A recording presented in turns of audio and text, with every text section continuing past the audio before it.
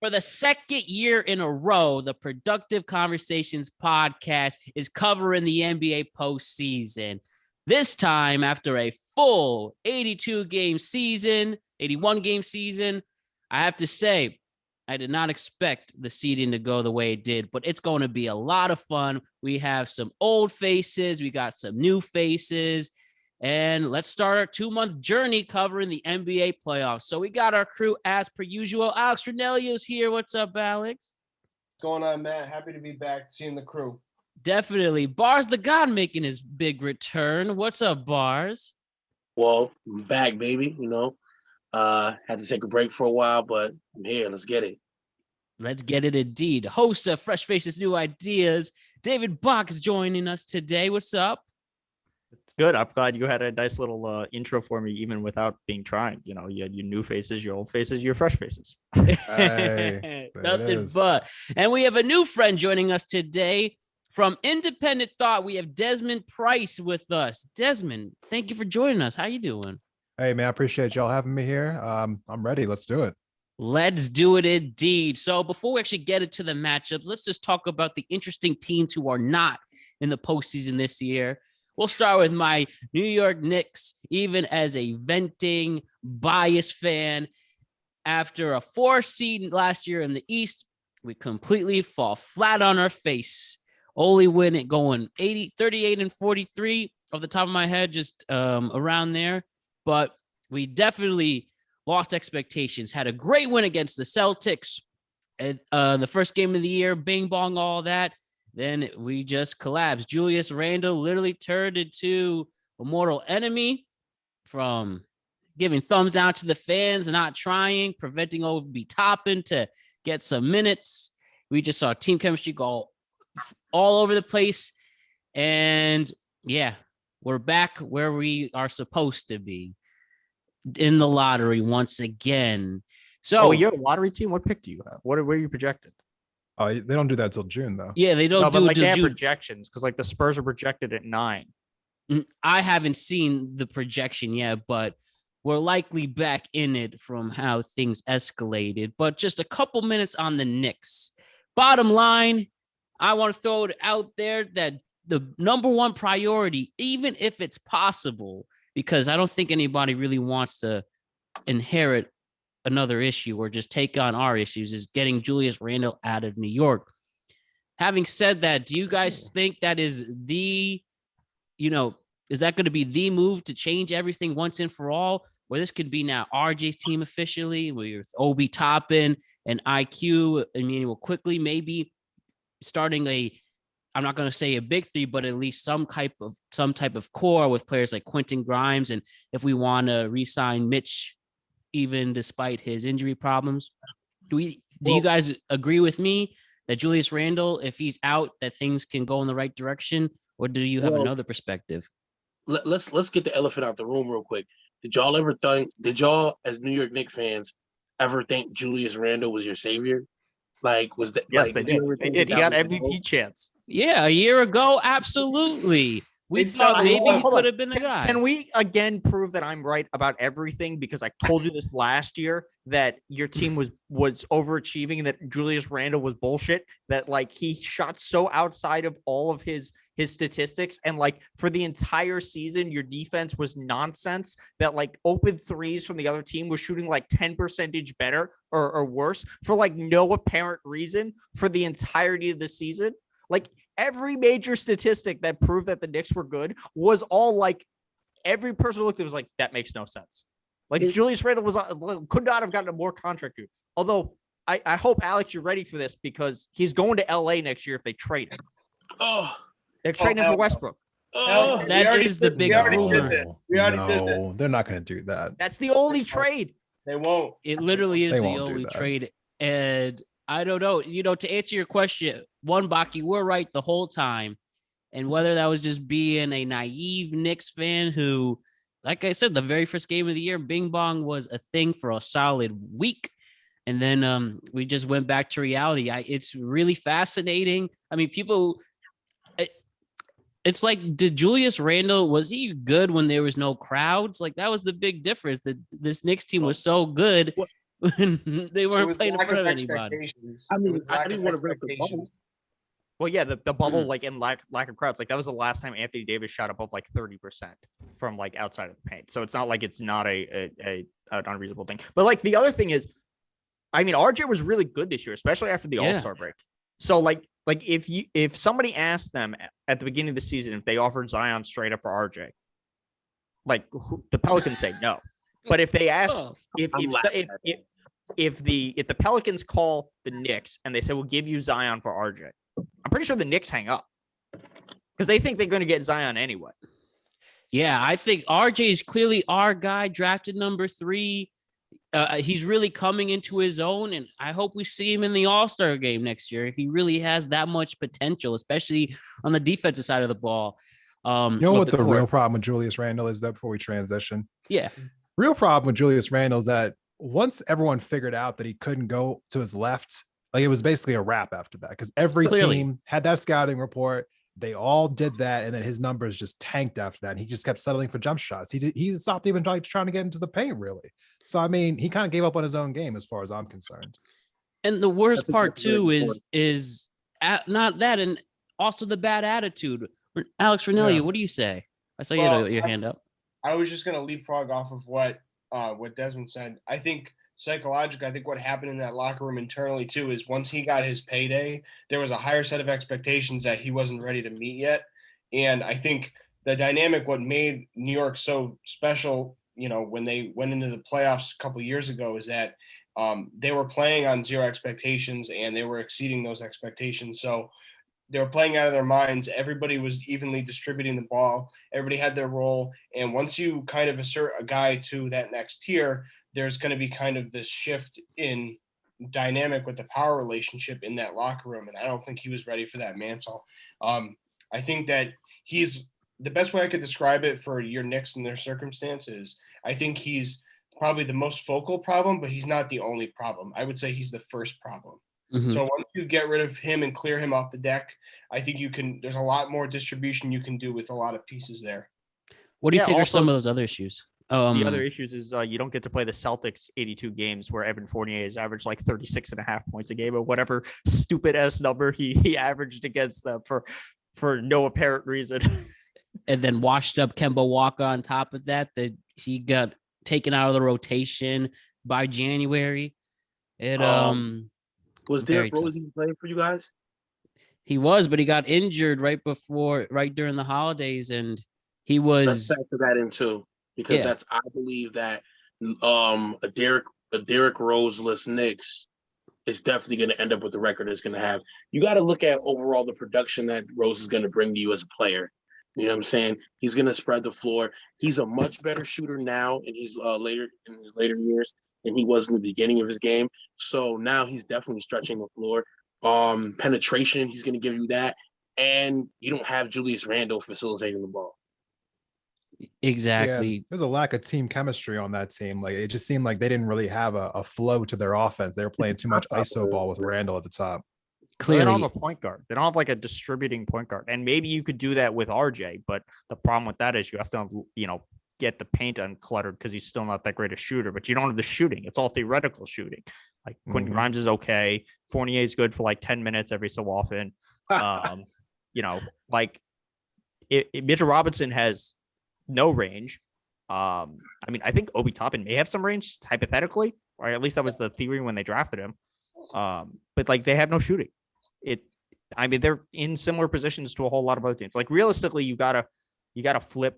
You need, like, if you're gonna have a paint bound guy like Mitchell Robinson, you need like the stretch four. You need like a Porzingis or a Brook Lopez type who can step out and shoot the three. And no stars want to go to New York right now. I mean, not to the Donovan Knicks Mitchell anyway. would go back. Donovan Mitchell and Zion would go. I think because Donovan Mitchell's from New York. He's Yeah. from Westchester.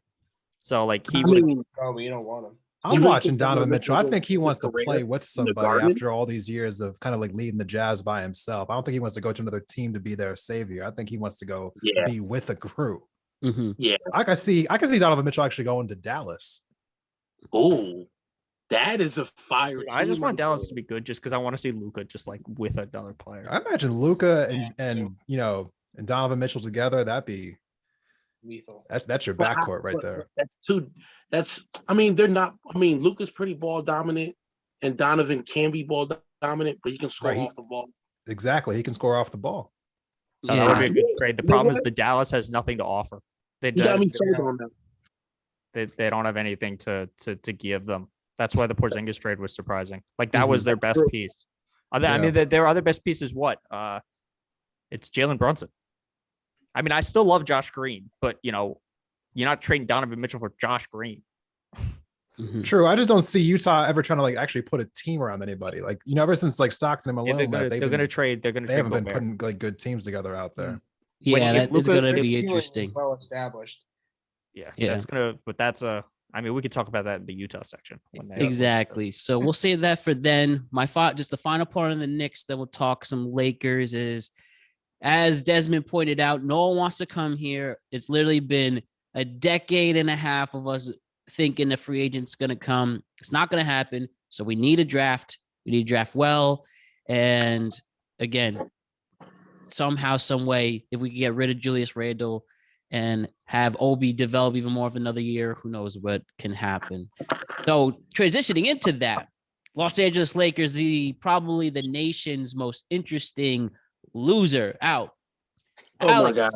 From a team everyone was so excited for, when you had all these veteran players like Carmelo Anthony, Russell Westbrook, LeBron, AD, it ultimately leads to one of their most underperforming seasons ever.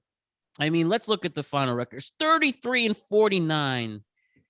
Brutal. How about that? Let's talk to the Laker fan. You're here, not talking about the Lakers in the playoffs with all those expectations. Sure, there were some injuries along the way, and then people just trolling Russ once again. But let's hear from your perspective. How mad are you there's no Lakers playing in the postseason? I'm not mad only because I'm a purist about the sport. Like, I'm still going to watch regardless. I have individual players I root for that I love. But, yeah, no, I would be lying if it ticked me off that they're not in the playoffs. I mean, I had a little higher hopes, even though I knew it wasn't going to be a seamless transition bringing Russ into the locker room. Everybody kind of knew he was going to detonate things, but I didn't think it was going to come that quickly. And they didn't make enough moves. They didn't have enough opportunities at the trade deadline to move any assets because everybody was either locked in or traded elsewhere in the offseason prior. So it was pretty well defined pretty early on.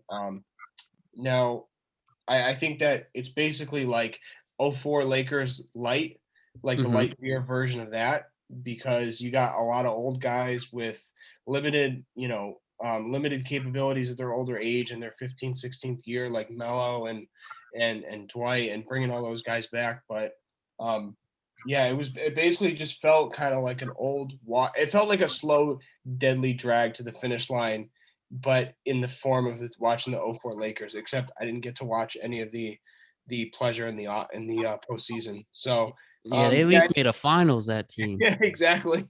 Yeah, I know it definitely sucked watching it, and they're just gonna have to clear the deck. I will say before we move on, I'm not gonna fully give up on the premise that AD and LeBron, their window is closed on winning a championship. I still think that there could be a two-piece foundation to win a title for at least another year, but it's got to happen now, and they have to figure out how they're going to get rid of Russ's contract. I got so many thoughts on the Lakers. I'm having to keep it all to myself the whole year. Got so many thoughts. Wait, can I just say something real quick? Yeah. So when we're talking about disappointing statistically, this Lakers team has underachieved worse than any other team in history since the 2012 Lakers when they had the Steve Nash and Dwight Howard. That's how bad this team is. Like, it is. Like, I thought they'd be better. I thought Russ would seamlessly be better. And I think like the people like, oh, AD was gone. The Pelicans lost their best player for the entirety of the season, started like 1-20. Like, teams were like, the Wolves were like, fuck, I can't believe we lost to them. Like, we have to be more serious. And they made the fucking playoffs. Well, I mean, the Pelicans just got their best player, if we're being fair. CJ McCollum. You see him last night? Yeah, but like, the other thing is the Lakers they don't have anywhere to go. CJ was carrying the Trailblazers when Dame was done. Yep, it's true. Man, I gotta tell you, you're a Lakers fan, Alex? Yep. Man, It's tough times right now. I mean, Matt asked at the top. He asked at the top, how do you feel about the Lakers not being in the playoffs? You should have been like, that's usual. They've been in the playoffs like what 2 or 3 times the last 13 years. Yeah, but they won the last time they were there. Yeah, that's the one thing. What does it even? Right, now how many years with they missed the playoffs in the last decade? Mm-hmm. I mean, it was pretty consistent. Where the Clippers have gone 9 times in a row, something like that. I mean, yeah, I don't know. The Lakers roster construction was just absolute garbage. I mean, Rob Pelinka, he should have lost his job, not Frank Vogel. I mean, they put all these old dudes on the team who have no athleticism anymore. You don't even need to hear somebody else say that. You can see it when you watch the game. I mean, watching them play defense, no one was closing out. People weren't switching. They weren't even trying to guard people. They were like, yeah, let them shoot. I ain't running over there. I mean, it was sad, bro. It was real pathetic. It was like dudes who just cashed in their checks and they were like, yeah, I'm good. I ain't playing tonight. The amount of 20-point leads and the amount of leads these guys blew this year. Yeah. That's unacceptable. Hold on, Mr. Utah fan, you should be wary about saying how many 20-point leads your team blew. Oh, hey, the bubble was a while ago. That 3-1 lead was a while ago. But that's the natural recipe. When you turn the ball over, you don't make free throws, you don't stop people in transition and play defense. These are a lot of foreseen issues that we could have seen coming, but when in the previous preseason. But the issue is, I think we didn't see how bad Russell was going to come crashing to a halt as soon as it did. So what do you do with it? Yeah, I mean, if you had put the Lakers roster together in 2016, that's like a 2K roster you put together. Yeah. Yeah. But the 2022 version, no, hell no. And the roles were clearly defined. You knew that Melo wasn't going to play defense. You knew that Dwight was limited. You knew all these guys had their roles clearly carved out. But you got rid of the glue guys. Caruso was gone. Montrez was gone. All the guys that did all the hard fighting and scrapping, they shipped out. And I don't put all the blame at the feet of Rob Pelinka. I put a lot of it at LeBron. And it's not a cop out to say. It's because when he came in, there was clearly a regime change, and there was a lot of changes in the front office made at his last word. It wasn't Pelinka's word. Pelinka by trade he's a player's agent. So he's going to listen to the players at all costs in order to see what's best served for the team. And I don't think that Jeannie still has the instincts and the basketball IQ and personnel to run and organize things, which is why she was able to seamlessly kind of hand the keys off to LeBron the past few years. Let me ask you this one question, though, before we go on.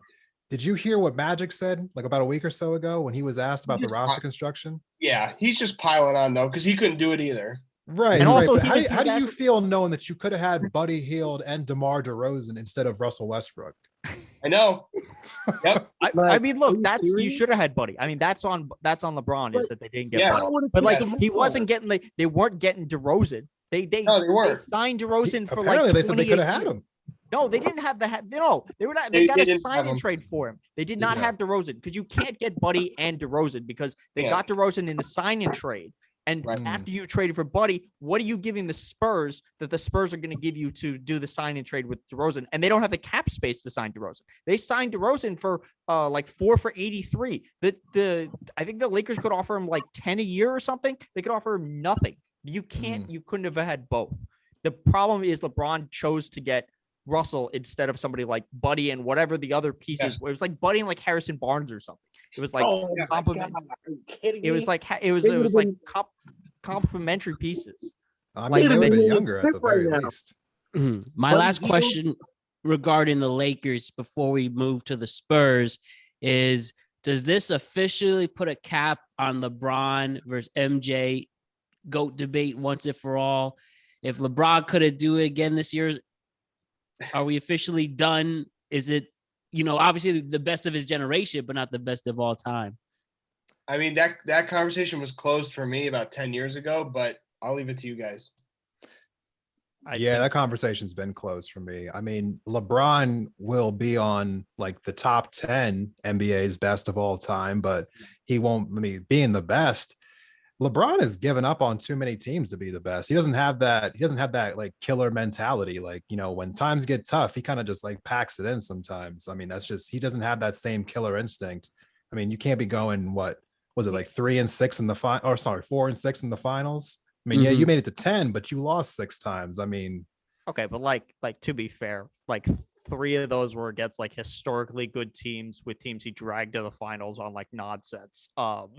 So like nobody was beating those. Like there was one team beating those KD Warriors, and Zaza stopped that.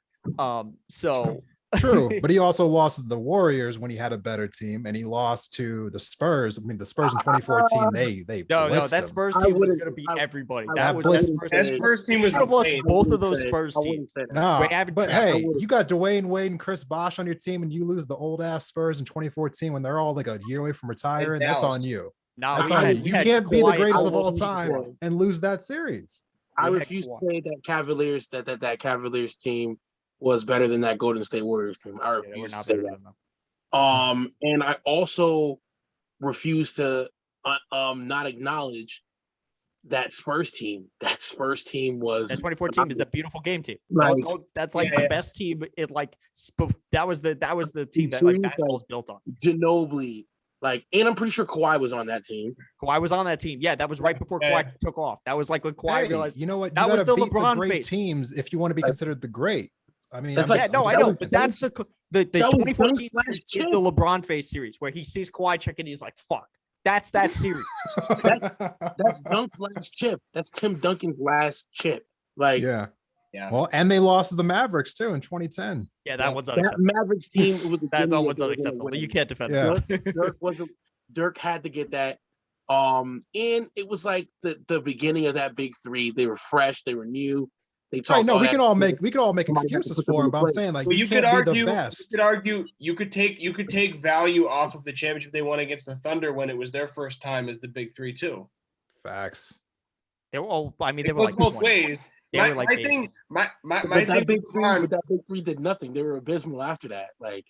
I think every team that Jordan's Bulls beat were all-time teams too.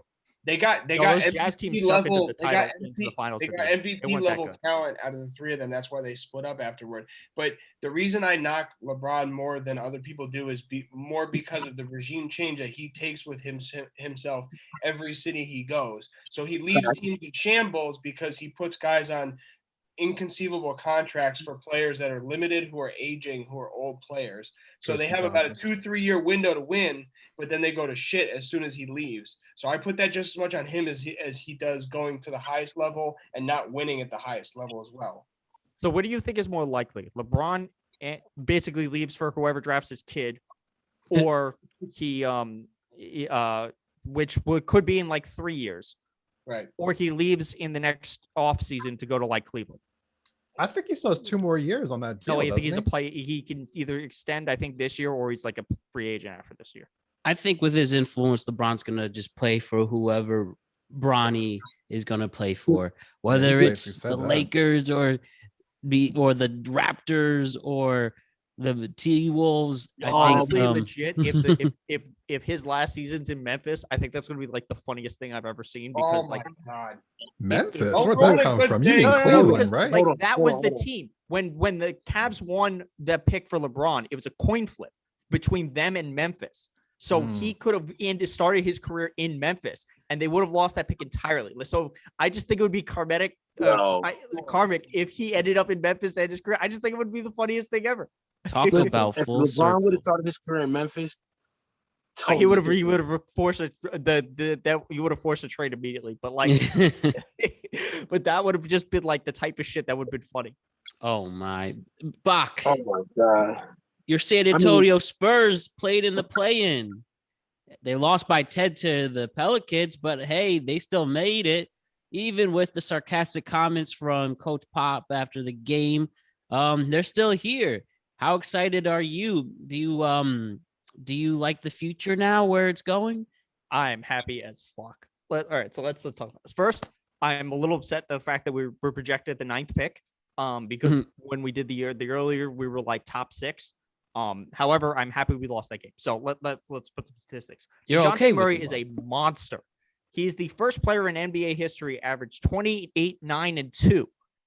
He is the we had Keldon Johnson was like the number 1 3-point shooter from the corner for like the entire season. Devin Vassal's pretty good. I'm still mad about the Josh Primo pick. I just am. Mhm. We could flip Josh Richardson to somebody.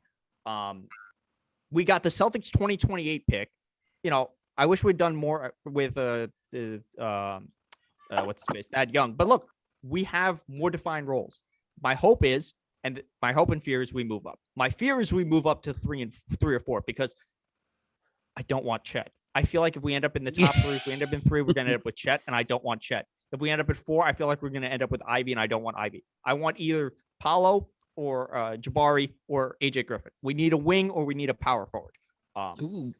But like we're good. This is where the team is. Like, we decluttered because look, Derek was really good for like 2.5 seasons. He had the Nuggets series where he was really good, and he posterized Paul Millsap, and then he developed the Danny Green syndrome, where like every other year he forgot how to shoot. But like, look, this is DeJounte's team. The kid is like incredible. Devin and Keldon are going to be good. Jakob Poeltl is primarily underrated. I'm happy as hell because so going into this draft we have 9. We have like 21. We have somewhere between 21 and 23 and somewhere between 22 and 27 in the draft. So we can end up with 9, 21, and 22. You can make trades with that. You don't need all these players. All these young guys you can trade for something. Maybe another shooter, maybe like a power forward.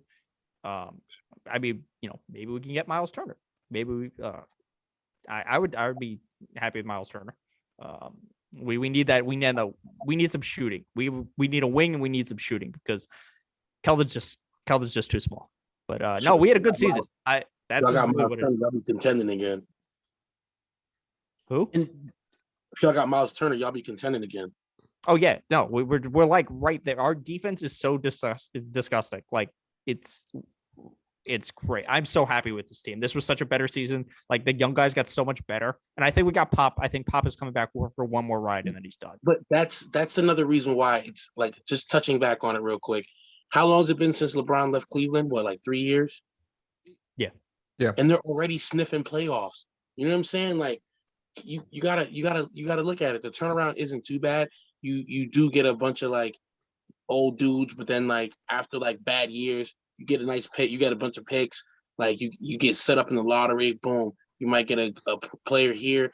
It sucks to not contend for a while, but it's not too bad. When you get these great players out of it, when you can develop the young guys. There's no downside to the Spurs season. There just isn't. I didn't catch a single Spurs game all season until just last night. So I didn't really watch that many. Keeping it. I didn't really watch that many either. I saw them. I saw them last year. I saw them on opening night play the Knicks, and it was the first game DeJounte played because he was out. He missed it the season before, and I was like, this kid's gonna be an all-star. Yeah, and he was an all-star the next year. Look, it is. He still can't really shoot, but he's wiry and he's a clamps defender. We could use Donovan Mitchell. I think that would be a good team. Donovan Mitchell. I don't know how we'd get him. Any team Donnie goes to is going to be increased at least tenfold. Guarantee that. Why? He's like legitimately terrible in the clutch, though. Like he's I don't know. He don't need to be the number 1 option. He can go somewhere and be the 2. That's what I'm saying. Him and Luka behind DeJounte. DeJounte can play defense. Exactly. But no, we're like a piece away. This is like really the most frustrating thing because like since Kawhi left, we're missing that one wing guy that we need, and we have like the perfect team for like Kawhi to come home to, or like a guy to come home to. He ain't coming back to the Spurs, bro. He's never coming back. But like he ain't going back. If like Towns wanted to leave, we have like the team for that one wing guy who just like wants to go away and wants to like go to a built team. It's the Spurs. We're a superstar away from just destroying everybody. I don't know where that superstar is, but like we're there. Well, either or, it's going to be definitely a lot of fun to see what your Spurs do. And with that, let's talk about the postseason and let's focus on each of the matchups coming into it and where we see it going. And then we'll make some future picks after that. So First things first. We have the Brooklyn Nets, who won their playing game against Cleveland. They're going to go and take on the Boston Celtics, arguably the hottest team, if not in the NBA, definitely in the East. So you have KD and Kyrie. You have Ben Simmons, maybe. We don't know what his status game is. 2, they said he might come back. He might come back. Game 2. Yeah, I saw game that today. 2. So having said that, and that's probably the ultimate factor against this Celtics team who just went off in the second half of the year, where do we see this going? Wouldn't it be something if we see this Brooklyn Nets team that has been so overly examined and the talk of the town, and they could be out in the first round because they're playing such a tough opponent? Talk to me, guys. How do we feel about this matchup? Where we think this is going? This is the best first round series. This is the best first round. I feel that the Celtics are going to win this. Mm-hmm. I feel like they're going to take it. Yeah. Like KD can't do it by himself, and like Jason Tatum and Jaylen Brown, they're just going to run. Is Robert Williams back? I think he's expected back. The way they played kind of hints that he might come back. They said he wouldn't come back before like the end of the month. So I mean, they said like best case scenario is like a game 6 or game 7 if it was still in the first round, but probably round 2. Okay, but like to be fair, last time they played them, it was Jason Tatum and like 4 people off the street. So this is not like this is a much better team. Like Jalen's in, Marcus Smart has decided to figure out how to play a point guard. Like their bigs aren't terrible. Like they have bodies to throw it, like KD and stuff. And like if you look at the way that they played against what was it, the Hawks that they played, or Cleveland? Like Cleveland. That still was a closer game, even though KD and Kyrie shot like 60% from the field together. Like Steph Curry was scoreless. Celtics still have the best point differential. Yeah, but look, a lot of it is their defense is gonna depend on Robert Williams and how much like they can hold their big guys.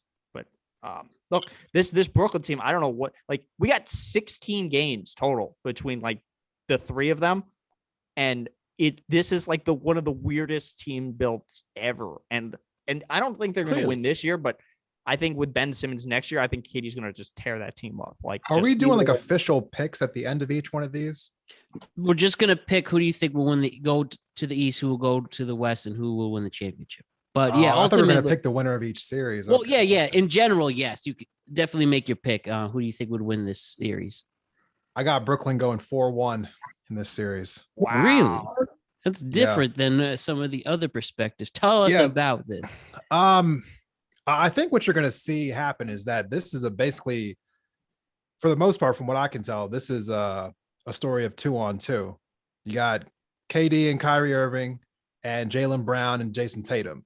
Who do you trust more in the packed playoff, atmosphere? Because the one thing that always to keep in mind is that if you watch the NBA, everyone knows every single year that the NBA stars do not take the NBA regular season as seriously as they do in the playoffs. Everything is ratcheted up. What you'll also notice is that the NBA officiating changes in the playoffs. They actively call less fouls, which means that if you are a player who relies on getting that contact, then you are going to be upset, which is why James Harden always seems to can't figure out how to adjust his game come playoff time. I think that KD, Kyrie Irving, they've already won the chip. KD twice. I mean, they've been to the finals multiple times, each of them. They know how to handle these situations. Boston, while Tatum and Brown have been there before, they're not used to really being like great in these situations. I don't think that they are. Don't have a good track record. I think that when it comes down to it, in these tight games where it's like a 5-point game in the fourth quarter, I trust that KD and Kyrie will show up and that Tatum and Brown will kind of shrink a little bit. And I know that the team around Boston is better than the team around the Nets, but I think it'll end up not being a factor at the end of the day. I trusted KD last year too when his foot was on the line. You know what I'm saying? Like, I mean, that's a big ass one foot, player. Who was the second best player on that team after Harden? Like, it was like the ghost of Bruce Brown. Yeah, I mean, Brooklyn was trying to throw the game. KD basically by himself with a hurt James Harden almost beat the champion Bucks team. I mean, they came down to 1 inch. Who are the third and fourth best players on that Celtics team? No, but that Celtics team is different than the Bucks team. I mean, Like, White, no, I think this will probably be 6. They got Nick Stauskas too. I didn't realize they had Nick Stauskas on the Celtics. Like, yo, okay, but when was the last time Sauce Castillo played like a meaningful basketball minute? Like there's like almost 0% chance that Nick Stauskas sees the floor unless it's a blowout. I'm just saying Kyrie Irving's ability to kind of cut into the lane and basically like make the whole defense collapse around him. And now they have Patty Mills shooting lights out and Seth Curry shooting lights out. I mean, I think their perimeter game is just on point. I might have to switch up now. After looking at the rosters, I kind of might have to. And if Ben Simmons gives any quality minutes, he's a defensive nightmare. So if Tatum and Brown want to get into the lane, he's a 6'10" dude who's rangy. And if he does anything, he does play defense. That's assuming you get anything. There's no way. That's why I think it's more next year that they're going to be more of an issue. I agree with you that if it comes down to like trading buckets in the last 5 minutes, the Nets are going to win because KD is just like ridiculous. It doesn't matter. He's one of the best ever.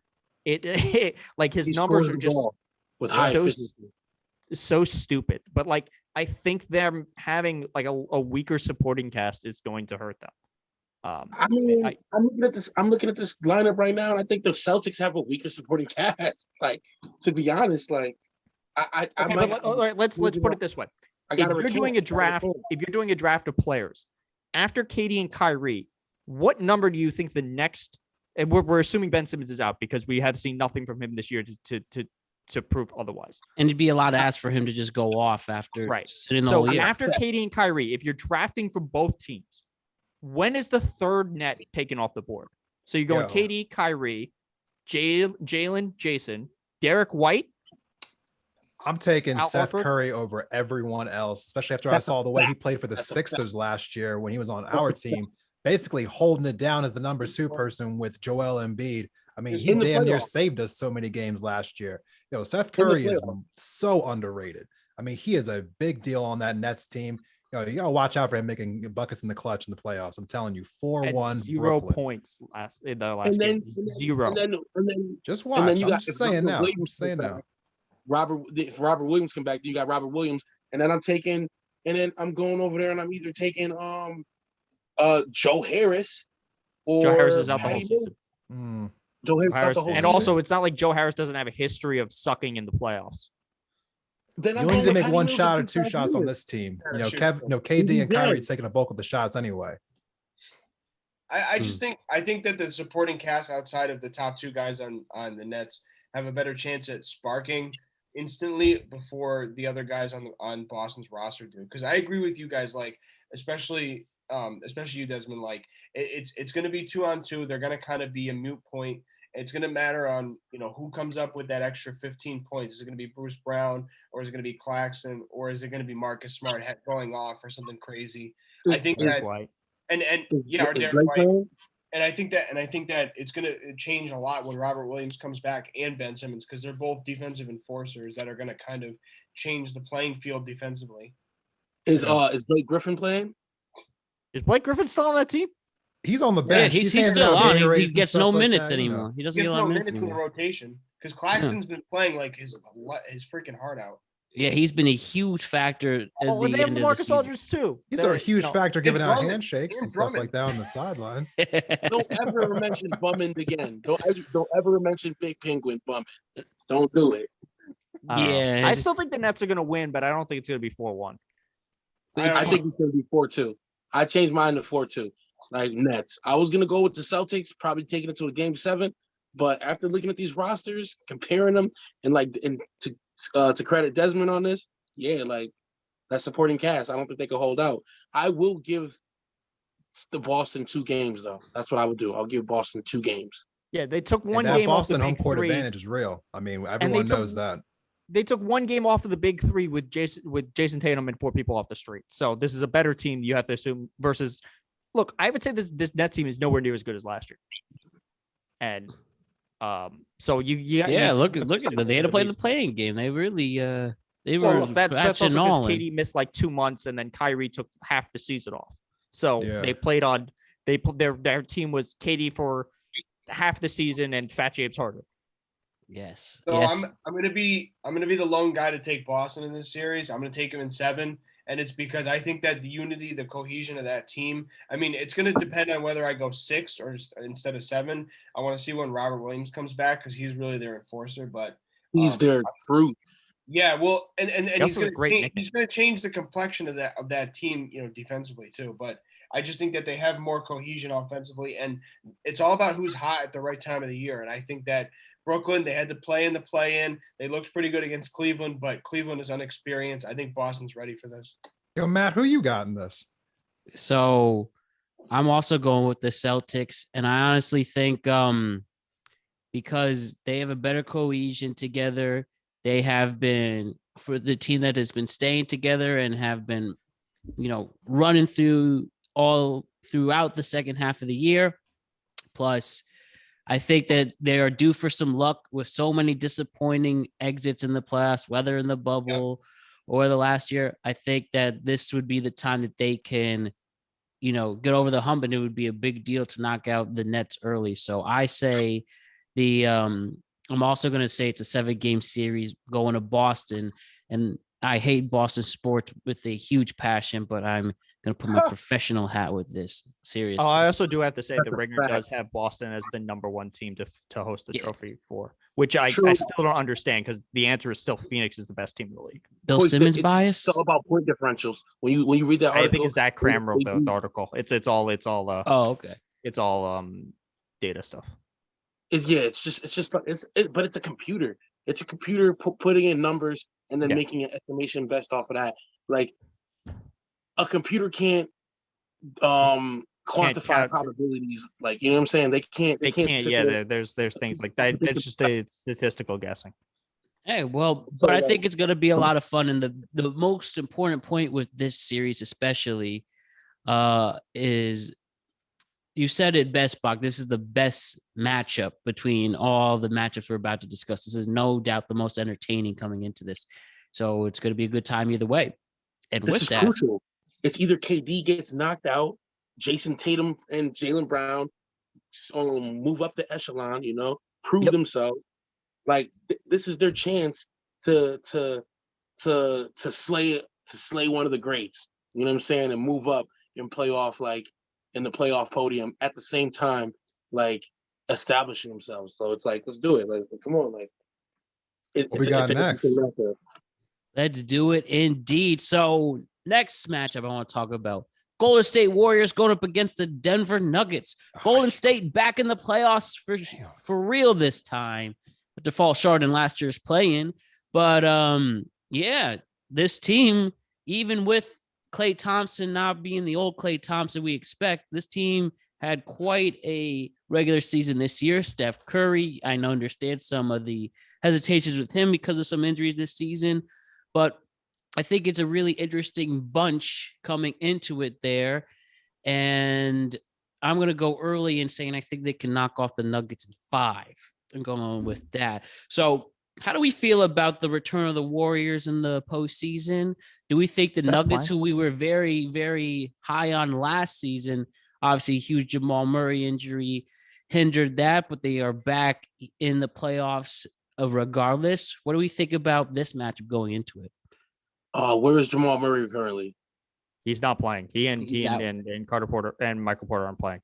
Yeah, so I think that's going to be a major factor. I think because is Steph playing? Do we know when Steph's coming back?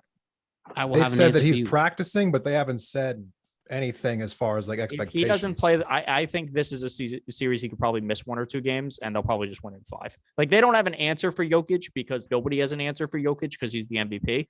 And he was the MVP last year, and all of his statistical numbers are just like stupid. Like the idea, like I'm just gonna go off of this because I love how insane the numbers are for this season. Jokic led for like every statistical measure for like wins for like everything. When the season ended, both him and Giannis set the all-time record for player efficiency rating. The dude like is unbelievably good. He should still win MVP. The reason they're a 6 seed is because he basically played with like who's the 3rd best player on that team? Is it Will Barton or Aaron Gordon? Like Will Barton still playing? Yes.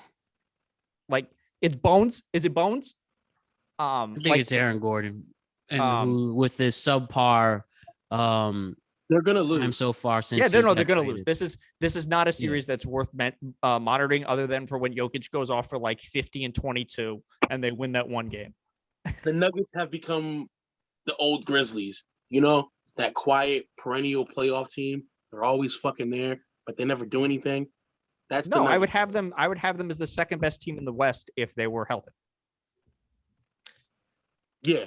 If they had Jamal Murray, if they had Marco But Porter. they're not healthy. They're not healthy, so it doesn't matter. This is a lost season, just like last year was a lost season when Jamal Murray went down. They still have the MVP, so it is what it is. I'm still thinking on this one. Alex, do you want to go next? Not good enough.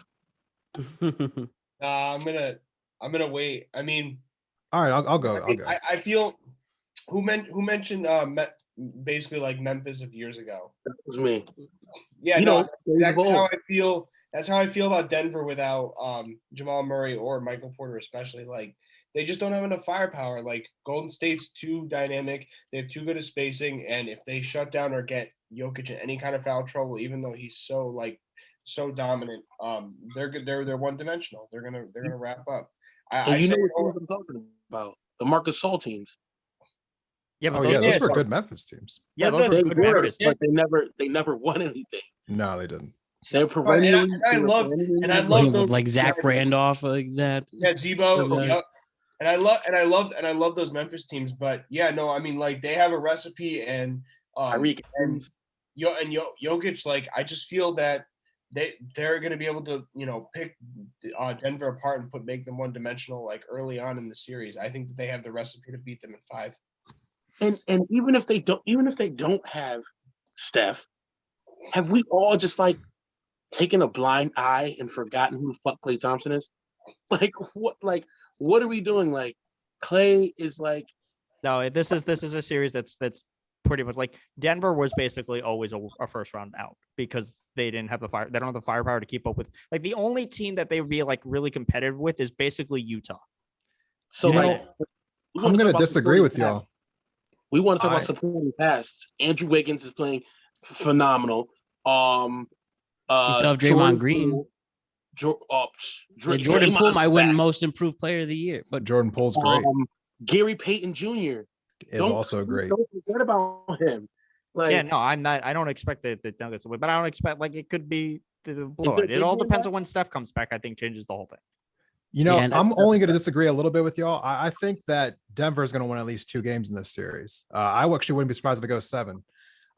Here's the reason why. I think that this Denver team, while they're not good, they're not great, they are scrappy. I mean, and we see they had basically the exact same roster last year, and this team went. Did they go to the conference final last year against the Suns? They went to the semis. They lost the second round. Yeah, they lost to Phoenix because the Jamal Murray got hurt against Portland. Yeah, this is actually a pretty decent team. And what I said earlier about like stars not taking the regular season like seriously, there's only a couple teams that don't fall into that category, and Golden State is in that category. They take the regular season seriously. Like, they play hot every single game, no matter what. And the Warriors have been inconsistent, like the last few months. And obviously they've had their injury issues. Klay's coming back. Steph's been out. Draymond's been out. But Klay still isn't quite himself. Draymond's still a little hobbled up. And we don't know how Steph's going to come back from this. I think that there's enough room in there for the Nuggets to squeeze in at least 2 games. I'm calling Warriors in 6. Is Wiseman playing? No, he's out for the year. And the Warriors' big 3 only played 18 minutes together this season. Yeah, so I'm thinking a little lack of consistency for the Warriors might give the Nuggets enough room to at least get 2 in, especially one in Denver where it's just hard to play there. They'll probably win Game 3 in Denver. They got Bielitsa. I mean, he wasn't. Look, the question is the next round and what Steph looks like back when he's healthy, because he broke the record, then he played like shit the rest of the season. Mm-hmm. Yeah. Although like even Steph Curry playing like shit is still like better than like 98% of all NBA players. Facts. Warriors in 6. Warriors in 6. Okay. Well, guys, this is the team I'm most excited to talk about. We have the Memphis Grizzlies versus the Minnesota Timberwolves. Awesome playing game. T-Wolves knocking out the Clippers. Patrick Beverly was the great line. Send their ass home, even though it cost them $50,000. But Anytime Worth I it. could get a Patrick Beverly moment to discuss, I have to let it out. But the Grizzlies, even with Ja Morant out for a good portion of the season, 54 wins this season. They are second. They get the second seed. Dylan Brooks put the team on his back, and this team is awesome. I think they're going to actually sweep the T-Wolves, even though they're coming into their own with, D'Angelo Russell and Cat and all those guys. But I think the Grizzlies are going to continue this very modest, definitely not modest, this stellar run. And I think that they can really make some noise, barely get in last year, needed some experience, which we talked about on this podcast a year ago. And this team is a year better with just so much potential. And Ja Morant is going to be returning. So, I mean, what do you guys feel about the Grizzlies? Is this a start of a deep run for them, or do we think the T-Wolves might shock us all or whatnot? I'm gonna give you the shocker. I'm gonna give you the shocker. Yeah, please do. Okay. T-Wolves in 7. T-Wolves is 7. What? Well, that I'm would right suck behind you. for I'm right behind you. Okay, I'm maybe gonna let you go this first. is a little I'm there different too. than I thought. But tell me about it.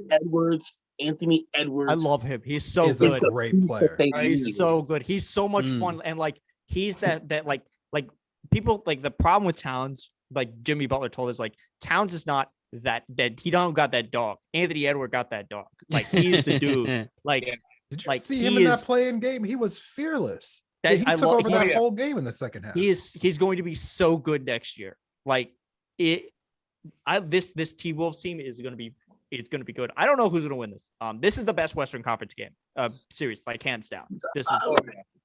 And you know what? I also want to give a shout out to that Minnesota crowd, because I did not know if Minnesota was going to be a good sports town or not, but they showed up for that play-in game. I think the home court advantage for them is going to be real.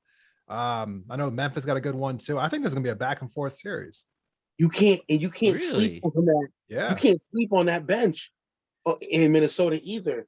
Jalen Noah, Josh Okogie, Tyrion Prince, Malik Beasley, you can't is Malik Beasley your starting guard or who's their starting point guard? No, because they start Russell and they start Beverly because they basically have 3 offensive players and then they have McDaniels and Beverly to play defense. You got Beverly, the dog. So no, this is gonna be a fun series. This is gonna be a good series. I'm really happy for Towns. I think Charles Barkley said it best, like on TNT the other night. He was like, Memphis is a real young team. They never had to deal with like an agitator before. Like, how is like Ja Morant going to react to Patrick Beverly being his face every single game? Ja Morant is going to average every 29 single a game. He's going to average 29 Ja a game. Morant has never played in the playoffs before. He played last year, but I'm not worried about Ja at all. Because they look really. No, Ja just cooked everybody this year. Like I love even going 20-5 without him, you still have that team plus this, rising star in the league. You guys still don't feel that the Grizzlies. No, I think that the Memphis is still going to win. I think Memphis is going to be good for a long time. I just don't think they're there yet. I think this is going to be a close series, 7-game series.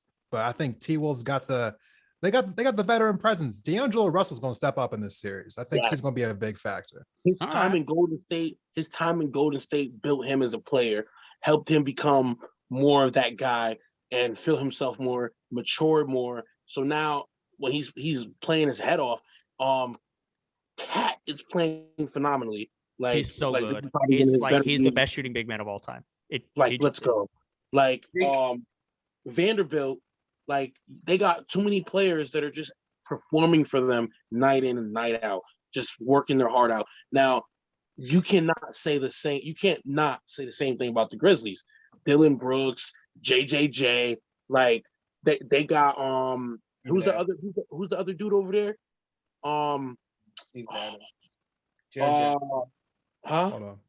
You already said guard. He's a guard, I think, or a small forward. Shit. I'm trying to pull up the roster real quick. Damn, I'm sorry, I got distracted by something else. All I was gonna say with Memphis though is that I feel like this is the classic first round scare when a team is about to go off. So I think that Memphis is that team that's about to just take off for the future for the next 8-10 years. But I think that this is the first round scare that they're gonna need. And I agree I agree with you guys. I think that this is probably going to go 7, but I'm going to go towards Memphis. This Brandon is the Clark. first time Memphis is like they're not the underdog. They've been in the underdog in every series they played. Yes. Like this is like both The of these first time they've teams are ever been gonna be- favored in a series. Yeah, because the last time they played Utah. They took one from Utah, and then I think they lost in the play-in the year before. Like they've never been the like this is their first time being like somebody's taking them seriously. And these Timberwolves, like they're gonna be good next year. And this Memphis team is going to be good next year. Like these are good teams for the future. The West is going to be fire. I think the stat that got me was the fact that the T-Wolves have made the most threes in the NBA this season. I mean, you got Towns is shooting like he takes like 10 threes a game. Listen, Steven Adams is a great physical big man. Oh yeah, he's going to be a problem. He's not stopping Cat though. He's not stopping that. I actually love. I'm gonna love to see that matchup though. I think Steven Adams might get underneath his skin a little bit. Zaire Williams. That's why I got this shit going 7 games. Yeah. This is probably. Zaire Williams wasn't that good this year, but I mean, he's still. Yeah. I'm gonna say the same thing Barr said. I got T-Wolves in 7. I think it's gonna be a long series. That's my final pick on this one. Yeah, same here. I'm done. I got Memphis in 7. Or you know what? Honestly, I can say Memphis in 6. I think there's probably going to be a game. Okay. We're going to see a game where Ja goes for like 50. I will. But on the same time, like either Anthony Edwards or Cat is going for 50. One of them is going off in this series. And there's probably going to be over under 7 like poster dunks for the entirety of the this is going to be the most posters in a first round series if anyone keeps stats of that. We're going to see a dunk that like look, Ja had the play of the year when he did the one on when he played San Antonio and they had that play with like 1 second left and they threw it up to him cross court and he like caught it in the air and threw it in. I just want to see Ja and Anthony Edwards get into like a dunk off in game. Let me just say this, Matt. Mm-hmm. This is going to be a phenomenal, series, a great matchup. But who's stopping Anthony Edwards? Who are they going to put in his face to slow him down? It's proven you can't put anyone in this kid's face. Dillon Brooks, he's just going to tackle. Yeah, that's all he does. It's going to be a battle between them. And like I said, I just love seeing how far this team came. And I don't have the official odds. I will still do my notorious bet of a 4-game sweep. I just think that this team with even a tad more experience can still pull off this. I see right now FanDuel's to win it all. It's plus 1,400. But with this matchup, this is just for to win the entire thing for the Grizzlies. And we got right here. Oh, it's irrelevant at the moment, but I'm still going to do it. And I know it's not the popular opinion, but I still think if anyone could pull it off with just how this team has played all in all, we'll see if I'm ultimately right or wrong. But I will definitely crow when we meet up for the conference semis and see if I was right or wrong, or just you all make fun of me and I will take it like a man. So anyways, moving on. We have the Sixers versus the Raptors, a Sixers team that has been playing really well despite the decline of James Harden again. But I guess this could be a battle of Toronto's flexibility as well. It could be really interesting. With the team still led by Nick Nurse, said still winning 48 games this season. Ultimately, we have a Sixers fan in the chat. And Desmond, is the process finally going to be fulfilled, or is this going to be a very tough loss by a Raptors team that still somehow finds their way in the playoffs and win a round or two? Listen, I'm gonna be honest with y'all. I'm a Sixers fan. I'm a Philly fan for everything. Eagles, Flyers, Phillies. But it's gonna be a tough series. It's gonna be a tough series because the Sixers have the better team, but they are known to choke. And I am not buying the James Harden stock until he proves me otherwise. And because we know he's been so great in the playoffs. Yeah. So I'm gonna give you my prediction first. I'm gonna give you the reason why, but I'm thinking Sixers in 7. I think it's gonna be a real close series. I think that Toronto's gonna get us at least twice in Toronto. And I wouldn't be surprised if they got all 3 games in Toronto. Do we have any unvaxxed Sixers on the team? Yeah, Matisse Thybulle. He won't be able to go up to Toronto. So but it's not that he's unvaxxed. He missed his second shot, right? Isn't that what it was? That's still considered unvaccinated as far as Toronto's concerned. I mean, that's like a really stupid. hey, that's a different stream. That's a different stream. We'll get into that one later. But yeah, he won't be able to go up to Toronto for any of those games. But I think what it really comes down to for me is Tobias Harris. He has not figured out his role on this team ever since James Harden got there. And honestly, just keep it, just like 100 with everybody. Tobias Harris never figured out his role on this team. Like, it was a mistake to give him fucking I don't know if I'm supposed to curse or not. To give him Jimmy Butler's contract. When Elton Brand gave Tobias Harris the contract that should have went to Jimmy Butler, it has been all downhill ever since then. Tobias Harris takes these contested jump shots time and time again for no reason that just cannot make any sense. He's a volume shooter on a team where he doesn't have the volume anymore.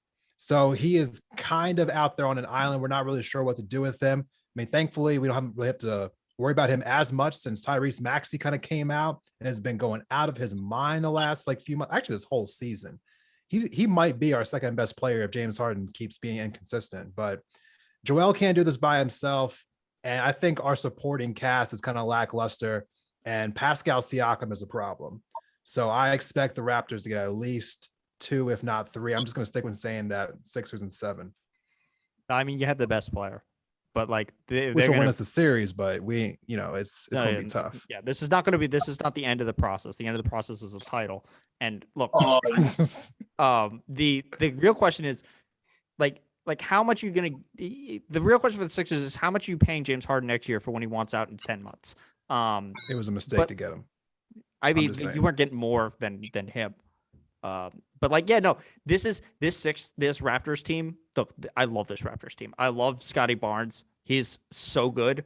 And Van Fleet is like, yeah. They don't have a big man. Like, they don't have the size really to bother Embiid, but it's not going to matter because they routinely play like 5, 6, 7 guys and above who have like 9-foot wingspans, and they're just going to like swamp all of their guards. Like, but they can't shoot.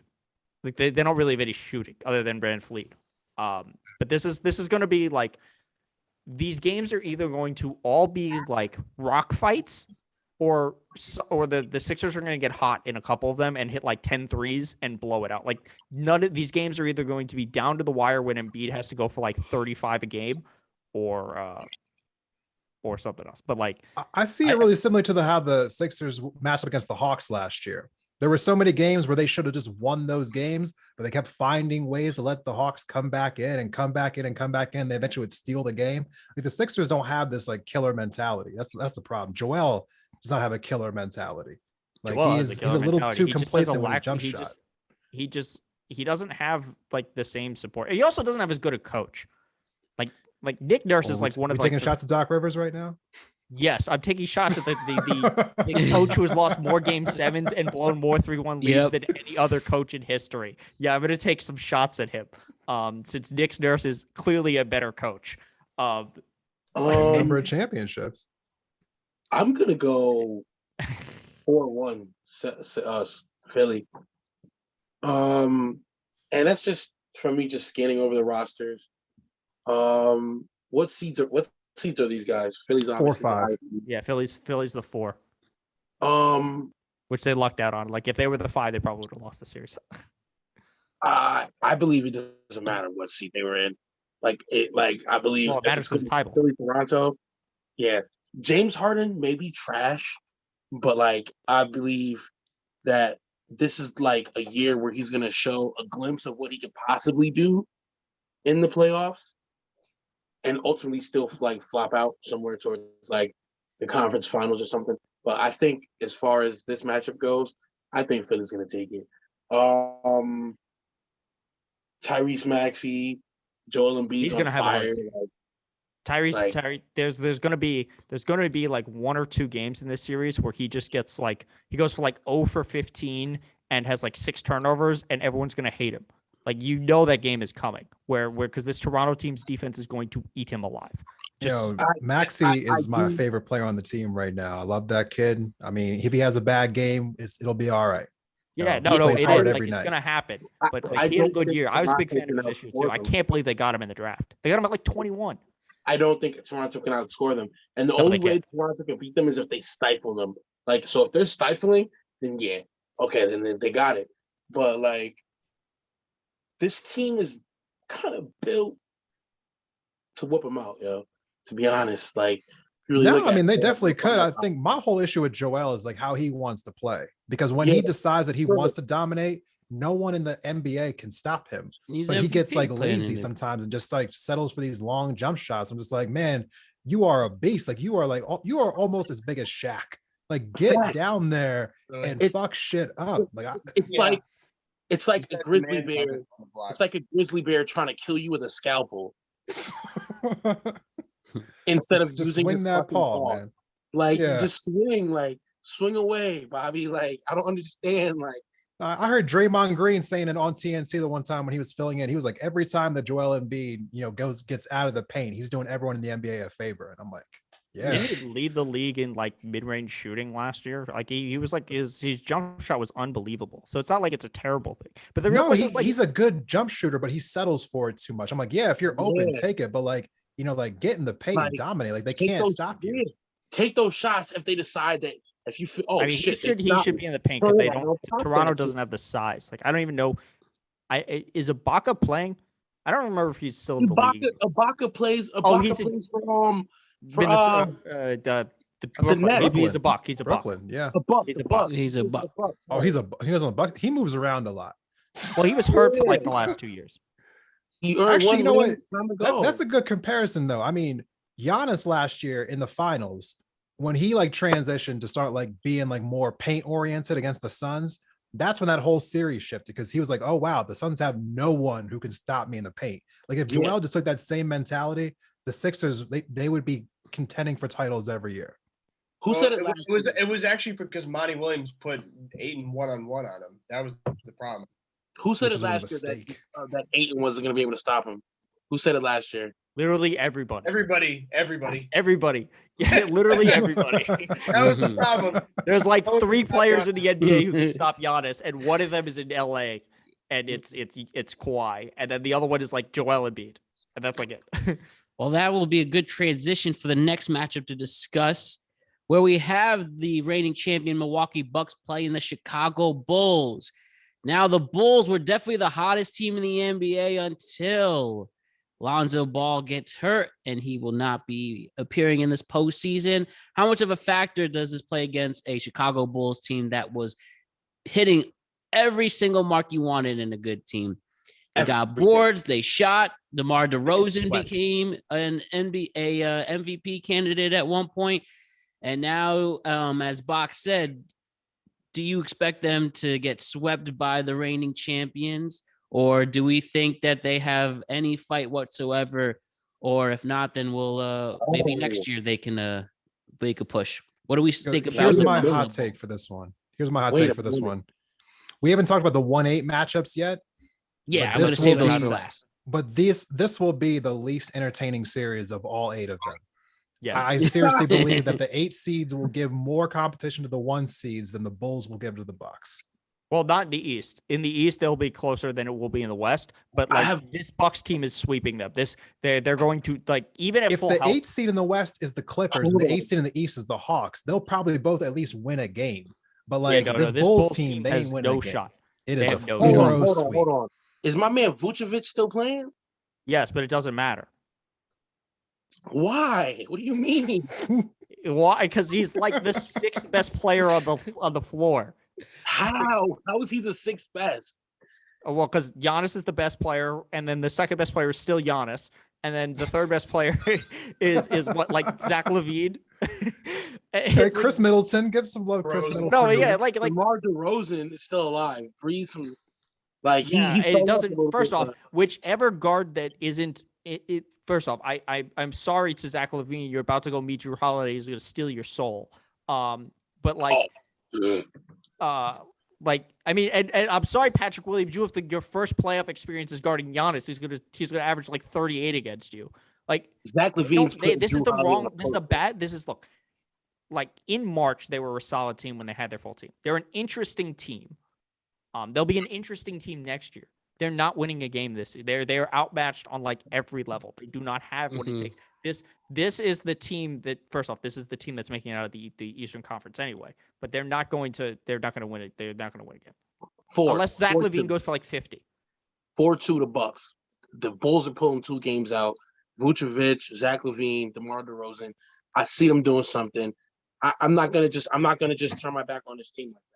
I think the After Bulls are going looking- to be great next year when they get all their pieces back. I think Lonzo's great. Alex Caruso is great. Levine is great, but Levine's not used to being these presser situations, which I said about, about Memphis, about other teams. I think that DeMar is. DeMar has, but is he though? He's never Because won those anything. Toronto teams, they were suspects. Him and They Kyle Lowry, were. they had like the worst playoff swept by win that Wizards percentage team. ever. When DeMar was there, they were first in the East. They got No, but swept in by the that Wizards playoffs, team. they actually had like the biggest differential of like being great in the regular season and then tanking in the postseason. Him and Because they Kyle were Lowry.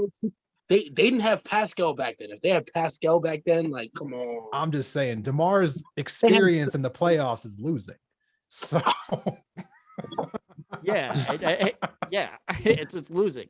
Like even like they got swept by that Wizards team the last time the Wizards were in the playoffs. They're not Before Jordan got Pippen in a team, his experience in the playoffs was also losing. Are you got out think the first Jordan round, is though. He got out the equivalent to first Lamar?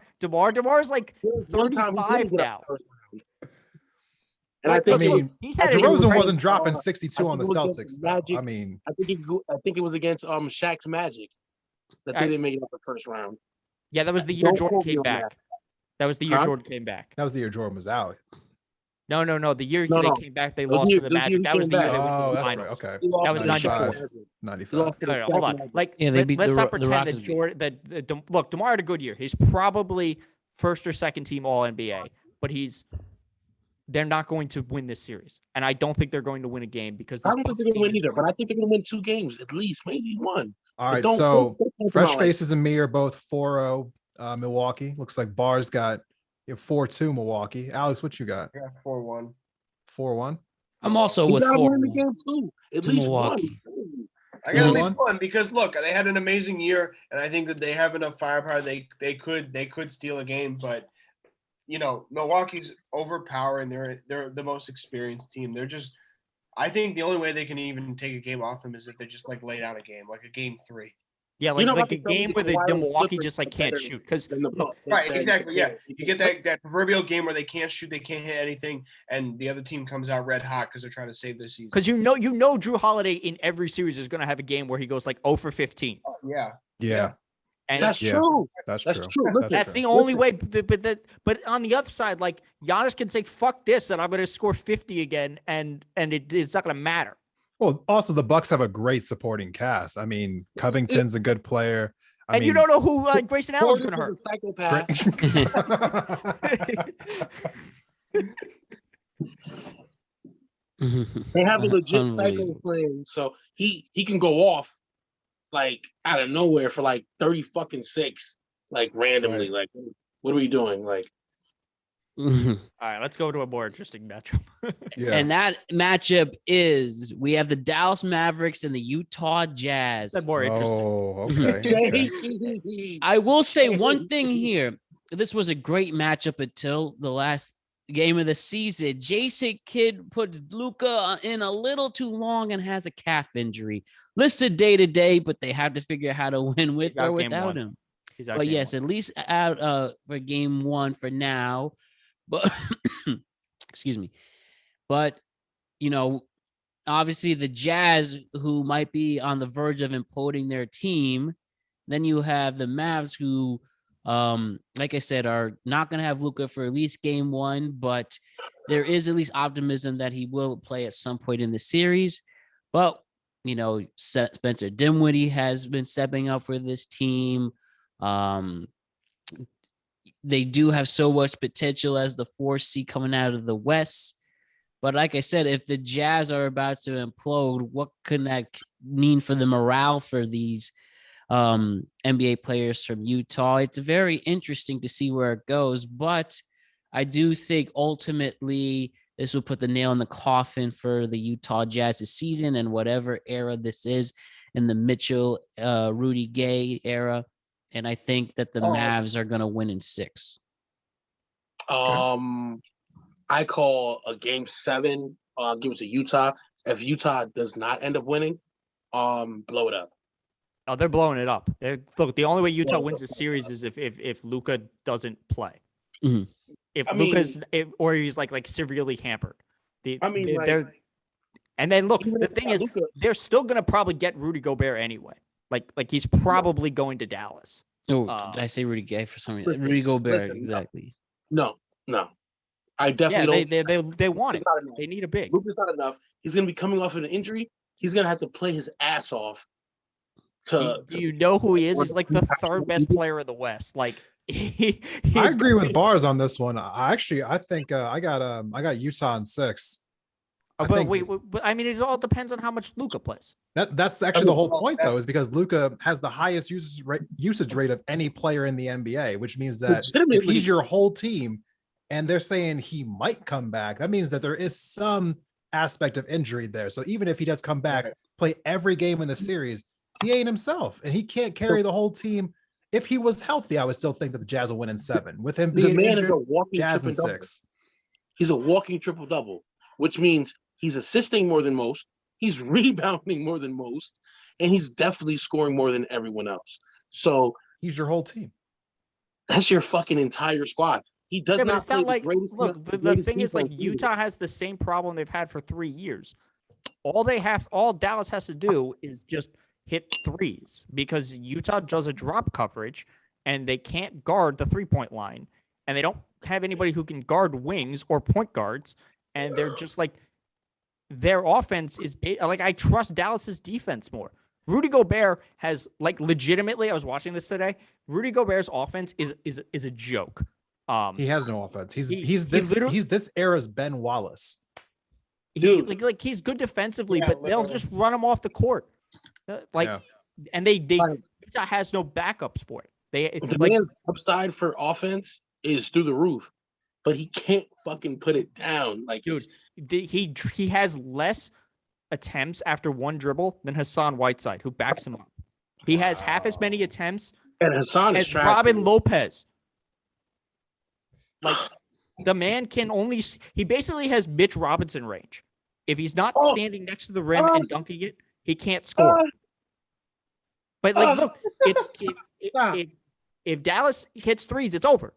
They're still, like, even with Luka, they have a better shooting team. You know, I will say one thing about Luka, though. He's kind of like, 4 or 5 years ago, James Harden, in the fact that he does seem to rely on contact a lot. So with the NBA calling less fouls in the playoffs, I wonder if he'll be able to adjust his game to be able to play through contact more. And the Jazz do play physical defense. They play like Mike. Is Mike Conley playing? Yeah. Mike Conley is like 6 inches shorter, like 60 pounds less than Luka. He's not going to guard him. He's been one of the right, but can Luka get around him though? Is that calf injury going to allow him to be fast enough to get around Conley, who is a good defender? He's just going to body through him. He's the first team all defender. Like, don't maybe like not 3 this years ago. But that's he's good enough. He'll slow down an injured Luka. So you're saying that Patrick Beverly was a better dog than Mike Conley? He is now. Well, injury for injury's sakes, Mike Conley is not the player that he used to be. But Mike Conley was the player from that perennial Grizzly team that I was talking about. Yeah, Mike Conley was good when they traded for him 3 years ago. I'm not saying that. Like, look, it's all going to depend on how many games Luka plays. This series, if Luka plays, Dallas wins. If he doesn't, Utah, or if he's hampered, if Luka plays, Dallas still loses. I'm with Bars on this one. Utah in 6. Utah in 6. It doesn't matter. I'm losing 7 games because it's Luka. I give them 7 games. I think Utah. I give a real advantage to home court in this sport. I think basketball has probably the best home court advantage of any of the 4 major sports. Utah's crowd is much more intense than Dallas's. I think that Utah's fan base will actually help out in a lot of those games in Utah. Don't forget that Jamal Murray scored 50 because Donovan Mitchell made him. Don't forget that. Don't forget Jamal Murray scored 50. So did Donnie. Yeah, and then if you were taking clutch shots, I'm still taking Luka. My statement remains that right. that Dallas cannot, or that Utah cannot guard a perimeter threat to save their lives. If it comes at no point do I believe Utah has a lead that's insurmountable unless they're up 50. This still comes down. Anytime Utah is up, I do not believe that they are up. They do not believe that they are up. It's in their head. If they're up 20. If they're up 20, we have Bach frozen at the moment. I'm sure he's going to fix that. He was just about to go in, too. He was just about to go in. Now, that is this picture for anyone who's watching. Bach, you back? Yeah, I'm back. I'm sorry. My shit dropped. You were saying? Yeah, I don't know where I cut off.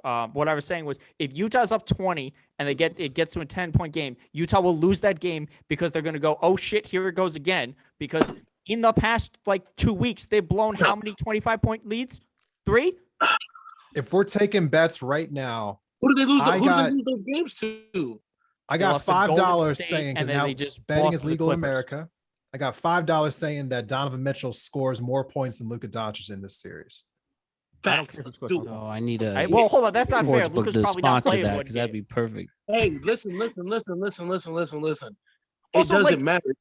Luka averaged triple-double against Kawhi and Paul George. I'm just saying. I'm already taking Utah as a whole. Anyways, I already got my chips on Utah anyway. But I'm also saying on top of that, Donovan's getting more points than Luka. Donovan proves he clutch in the playoff. He sent Russ home. I was thought he drops 50. He sent some teams home. You got to give him that. He may have lost to the Nuggets that time, but Jamal Murray had to score 52, 54 for them to do it. Come on, Listen, this is the last go around for this Jazz team. I don't know who they play. I think they played the 1 seed in the second round. They're gonna get swept. If they play Phoenix, they're gonna get swept by Phoenix. We'll save that commentary for the next stream, though. But this doesn't matter. Listen, it doesn't matter if they win this series or not. The minute they lose, the minute they win, they're getting blown up. This is it. The real question is who's leaving, Donovan or Gobert? And the answer is probably Gobert, but in reality, it could be both. It could be both, but honestly, I'm gonna go with Gobert as well because he's literally their weakest link. He's their strongest link and their weakest link at the same time. Great defense, horrible offense.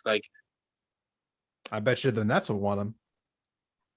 You can't win when your big man is the best on the offense and defense, but the Nets just took Ben Simmons, so I know they want anything. Hold up. Let's be real. I would have traded for Ben Simmons too. I wanted the Spurs to trade for Ben Simmons. I am on record having said that for multiple times that they should have traded for Ben Simmons. And let it be on record that on this stream, you also said you take Donovan Mitchell. So, yeah, I still would take Donovan Mitchell, but it doesn't mean that that's a bad thing. He's still not. There's this Jazz team blew its shot last year. Last year was their shot. They're not going to win. They're not going to win this year. How was last year their shot more so than this year?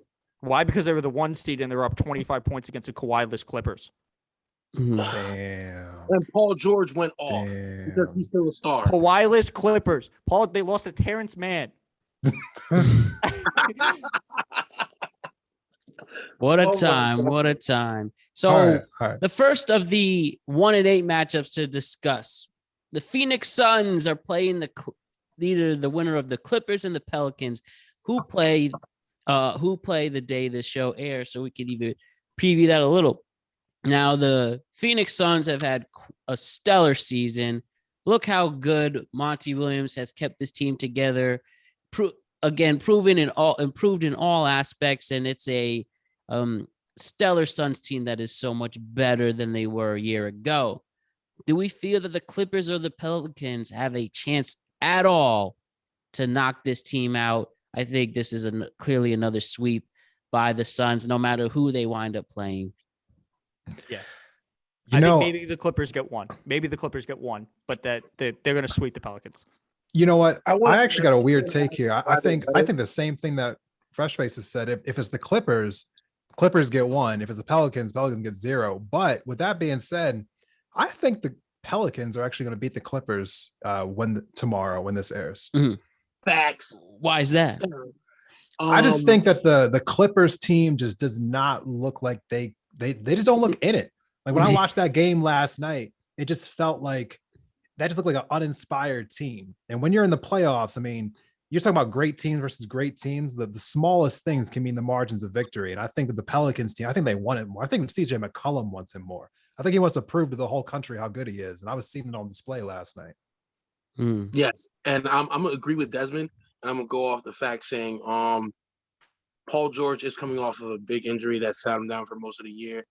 I don't think he's going to have the drive that it takes to, like, I honestly really feel like he's not trying to, like, play to win. Like, they're in the playoffs, like, they're playing whatever. But, like, after that, what are they going to do? Struggle their way to what? Look, the fact that they made the playoffs and the Lakers didn't is still impressive. So, I mean, yeah, right. Without Kawhi, too. And without Paul George for most of this. Like, Ty Lue's a hell of a coach. Good on them. You had a good season. Kawhi's going to come back next year, and then maybe you'll figure something out then. But Reggie Jackson's a great player. Yeah, they had a good. Give him his. He figured it out. Listen. The problem is Reggie sat on Detroit for too long, and yes, that's the only issue. And it's like, all right, besides Reggie, who else do they have? I mean, that Terrence Mann's a good young player, but like, you know, he's a couple years away, I think, from being like what he's really going to be. Reggie's not young.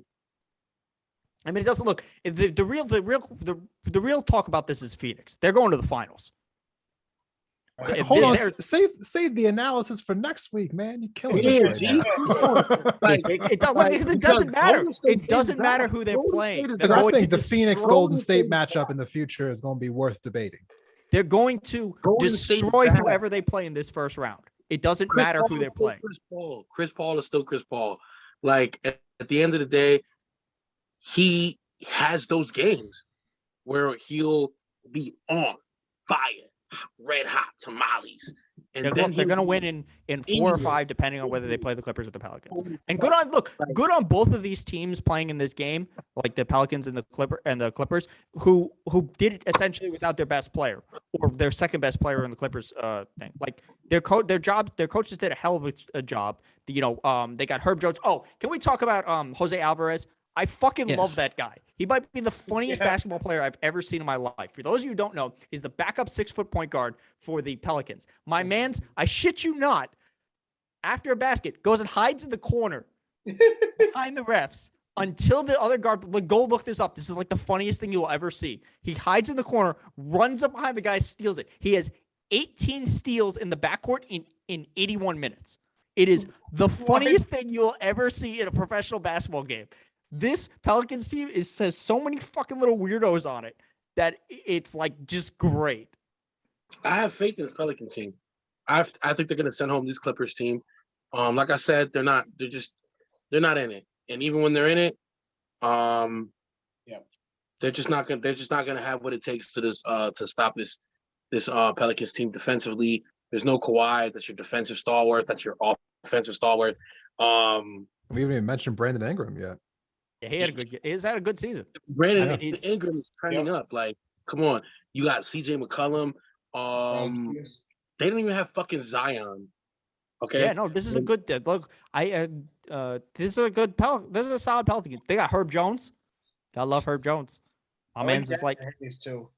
Who? You know, on the Suns angle, though, this is one of the like rare teams that I actually don't mind watching the regular season because most of these teams in the NBA, they're not taking the regular season seriously. The Suns, they took every single game seriously. All Monty Williams on that one. They remind me of those 2014 Spurs. Like their ball movement is incredible. Like everyone touches the ball, everyone's involved in the offense, everyone's involved in the defense. Like 1 through 8 in their rotation is a solid player. The Suns are deep. They are so deep. Like They're the best team. This is a really good basketball team, not just like this year, but like in the last like 10 years. This is a solid basketball team. I mean, they've got 3-time NBA champion JaVale McGee. Like, hey, look! Don't knock that. That was a good pickup because they lost because Dario Saric, in part because Dario Saric tore his ACL. Like this Suns team is a good team. Like they are going to there is and Frank the Tank wasn't stepping up, was he? Mm-hmm. There's a good chance we see a team that goes like 12 and 3 in this round of the playoffs. Like this is a chance. This team is like a chance to be like a historically good team. If they there's a reason that they're probably going to win it all. And no, it's like they're going to win this series. The question is, how much of a does the AC get a game in? Or not? Yeah, do they get a win or not? And I don't think they do. No. If I think Suns sweep Pelicans. That's my final prediction. I think Pelicans beat the Clippers. Suns sweep Pelicans 4-0. I got the same reaction. I think the Pelicans are going to upset the Clippers on Friday. Yeah. All right. And then the last matchup to discuss here, we have the Miami Heat, who had a great season in themselves. Again, number 1 in the East. They're either going to go up against the Hawks or the Cavaliers, again, playing on Friday as well.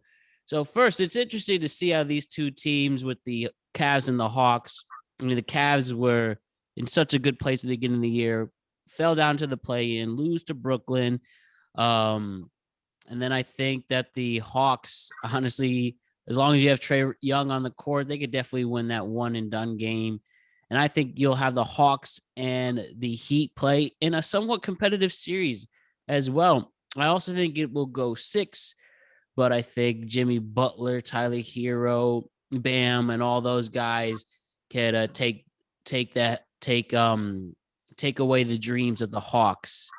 And I think the Heat are going to make the next round with the great coaching again of Eric Spoelstra. So that's what I say. I think the Hawks will take it, but I think they'll fall short against the Heat, but it will be a competitive series. How are we feeling about this matchup, the 1-8 for the East? I agree. I think the Heat are better, but look, I really do want to see Cleveland win this because I think it would be more fun than Atlanta. But Cleveland's the most cursed team this year. They've got absolutely obliterated by injuries. They lost 6 starting point guards. Jared Allen, put on this Cleveland. They were almost the 1 seed before everyone got hurt. It wasn't inconceivable that this could have been a Cleveland team that was the 1 seed, in February. Mm-hmm. They have an unbelievably good player in Mobley. They have Darius Garland was very good. This is a team that's going to be interesting. The fact that they good on with JB Bickerstaff as their coach, he did a hell of a job making that 3-man lineup work without a small forward. This is a fun Cleveland team to watch. I do want Atlanta to go home then because I'm they are the most disappointing team outside of the Lakers this year. Yeah. Mm-hmm. No, you're not wrong about that at all. No, I mean, listen, I would love to see Cleveland upset it too. That would be amazing to see them upset the 1 seed because they've had the worst string of luck. I think, by the way, they're supposed to be getting Jared Allen back possibly for this game, but yeah, it would be amazing to see them knock off the 1 seed eventually. If they're going to be, this is why LeBron's coming back because they're going to be good next year. Played set for him for real. It really is though. Yeah, the Hawks for Trae Young having so many incredible fucking games and them to still be the Hawks are disappointment, but I do believe that they will beat Cleveland and it'll be Miami versus the Hawks. I believe the Miami's going to take that, no problem. Kevin Huerter, Bogdan Bogdanovic. I don't know if John Collins is back and healthy yet.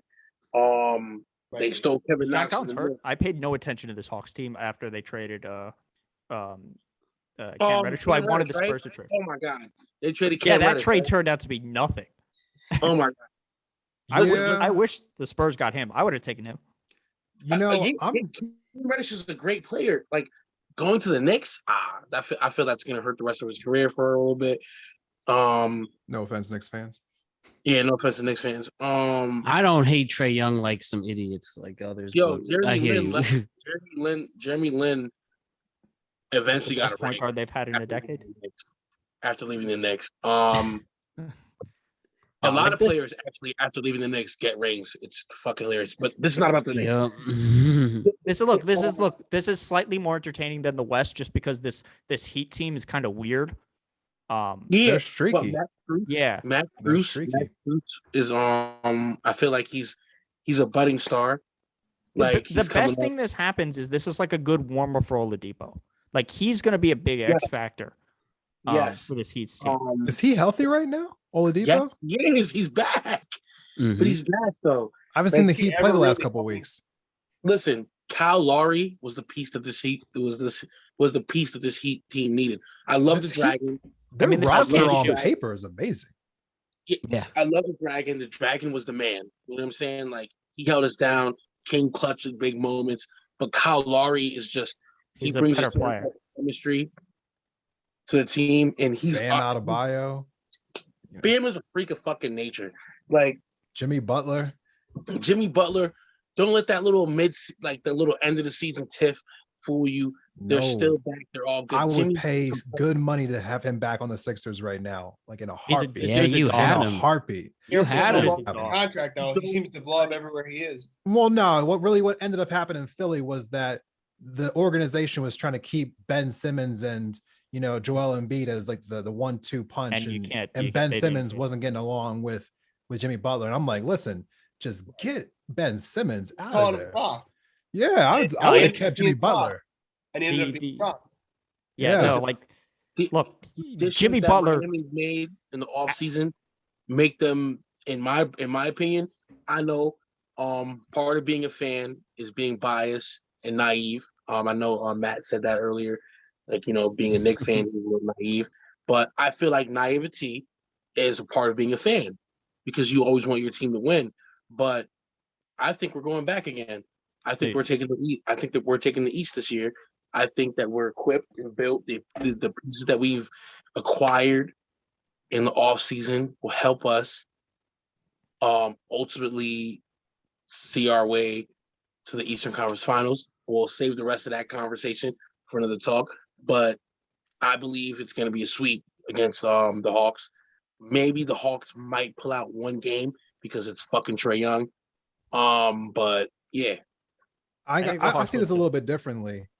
I think if it's Heat, Cavaliers, I got Heat 4-1. If it's Heat versus the Hawks, I got Heat 4-2. I think that Hawks team, Trae Young's floater is like the sky hook from like Yes. Kareem Abdul-Jabbar. Yes. It feels like no one can Scary. stop this Yeah. shot. I I don't swear to God, understand it. And scary. also they I can don't like understand it.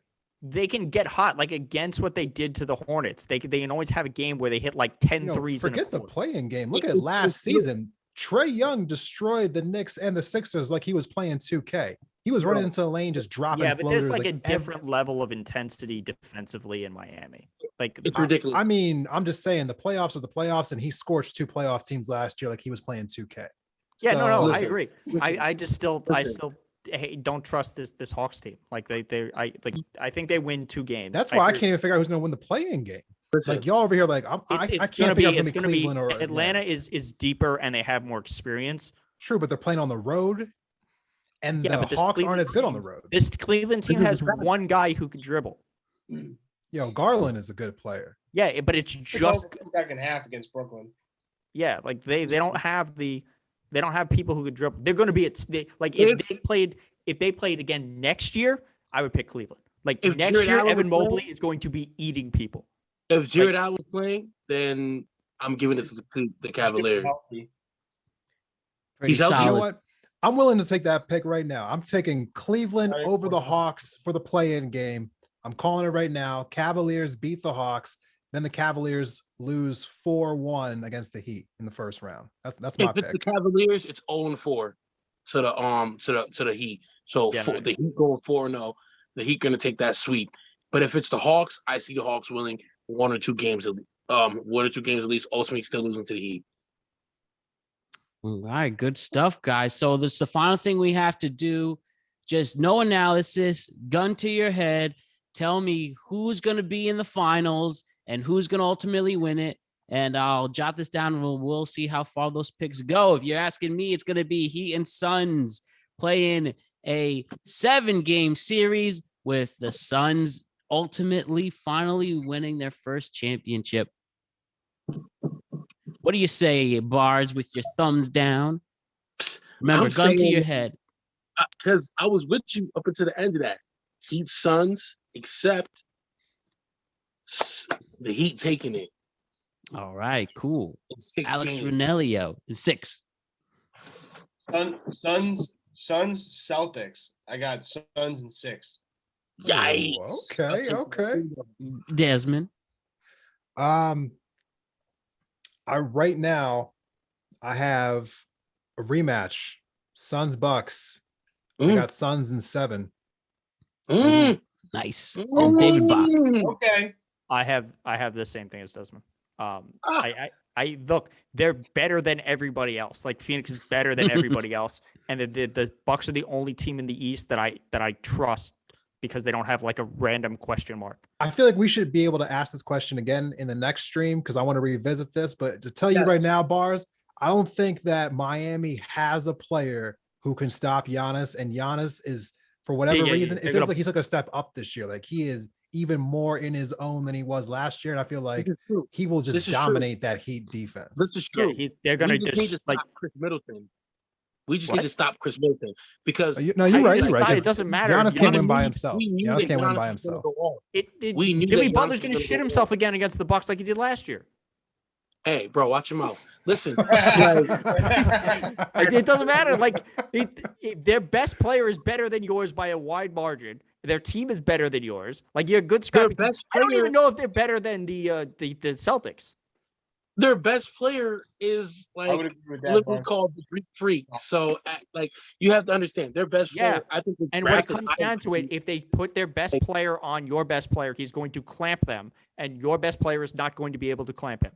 I think that the Heat and the Bucks are going to be in the conference final, though. So I mean, I feel like we'll be able to come back to this conversation eventually. Yeah, we will, for sure. And in the conference finals, it'll be a different story than the finals. Promise you. And my contingency is on Robert Williams coming back healthy as well. That's a huge key. I see. That's why you picked them. Such an important part of that team. That's good in the first round, but after the second round, it gets shaky. I know, but I'm saying like you gotta have height, you gotta have that balance, and Al Horford coming back too. Like he's not gonna be able to stick with Giannis or whoever they play in the second round or the conference finals, and they gotta find an answer. I mean, there's no answer for Giannis, but I feel like they're the only team that's even closely equipped to even have the length and strength and height to deal with Milwaukee. If the Celtics beat the Nets, I will buy Celtics stock, but they got to prove it to me first. They got to prove it to me first. They do, but I don't trust Miami more than I do trust Boston. I know that's crazy. Listen, what did I say in the first? I think I called Nets 4-1. So I want to see the Celtics prove me wrong. They prove me wrong. I'll come on here and I will give the apology tour. I'll buy stock. They're coming off. They're going to the East. Who do they play at the second round? They play. Who we talking about? So who would they play? Which team? I didn't hear that. They play the 4-5 team, right? Oh, you mean the Heat?